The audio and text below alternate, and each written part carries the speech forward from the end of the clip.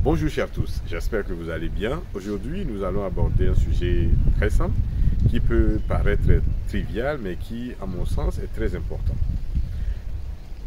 Nous assistons depuis un certain moment à une floraison de contenu sur les médias sociaux ou sur les réseaux sociaux si vous voulez, contenu proposé par divers créateurs. Il y en a qui nous divertissent, il y en a qui tentent d'éduquer, mais il y en a une autre catégorie qui fait du dénigrement de la femme son cheval de bataille. Alors, la femme est réduite à un objet sexuel achetable à merci. Et le plus souvent, on met en situation deux personnes, un homme et une femme. Un homme machiste qui tente d'harceler sexuellement une femme, soit à travers des attouchements, soit à travers des paroles obscènes adressées à la femme, qui n'accepte pas, qui n'est pas d'accord et qui réagit et tente de faire comprendre à l'homme qu'elle n'est pas d'accord avec ses attitudes à son égard. Mais dans un deuxième temps, on voit la femme changer d'attitude dès que l'homme sort de sa poche des billets de banque. La femme se montre maintenant réceptive et est prête à accorder des faveurs à cet homme qui l'agressait, soit en la suivant dans une chambre, ce que l'homme lui demande, ou dans un hôtel, ou quelque part. Et les commentaires vont bon train. Oh, la femme aime l'argent. La femme ne comprend que le langage de l'argent. Il y a de ces commentaires qui reviennent. Il y a certains hommes aussi déçus par une ou deux femmes qui font une généralité en disant que la femme est mauvaise, la femme est ci, la femme est ça. Cette caricature de la femme n'est pas réelle et ne correspond pas à nos réalités culturelles, à nos réalités sociologiques, à ce que nous vivons dans nos sociétés.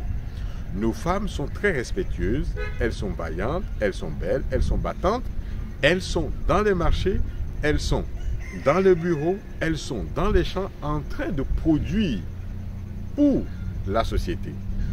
Nombreuses sont ces femmes-là qui aujourd'hui soutiennent des familles entières, enfants et hommes. Elles travaillent donc pour le bien-être de leur famille et pour le bien-être de la société. Alors, cette tendance à vouloir dénigrer la femme, à la réduire à un objet sans valeur et sans mœurs, ne correspond pas à nos réalités. Je le redis encore une fois. Si nous regardons bien les films proposés par les Occidentaux, on constate que ce sont leurs cultures qui sont véhiculées à travers ces films et ces contenus. C'est-à-dire ce qu'ils vivent, leurs habitudes, ou ce qu'ils essaient d'accepter aujourd'hui comme mœurs, comme habitude. Ils mettent ça dans les films et donc cela correspond à leurs valeurs. On prend notre exemple.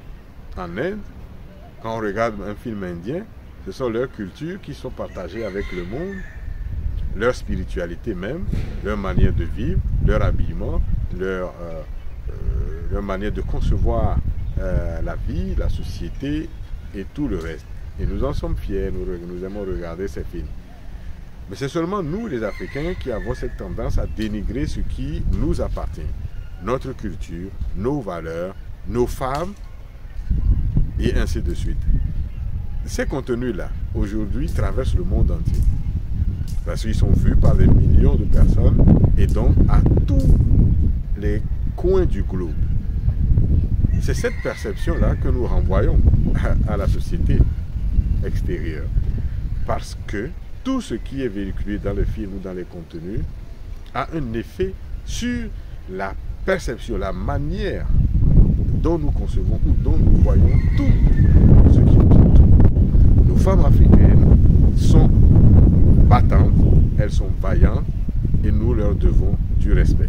Bien sûr, il y a quelques-unes qui sont de mœurs légères, mais elles représentent une infime partie de cette population féminine. À chaque fois que nous envoyons des commentaires, que nous dénigrons la femme, pensons à nos mères qui ont souffert et continuent de souffrir pour nous, pour la société à travers tout ce qu'elles font.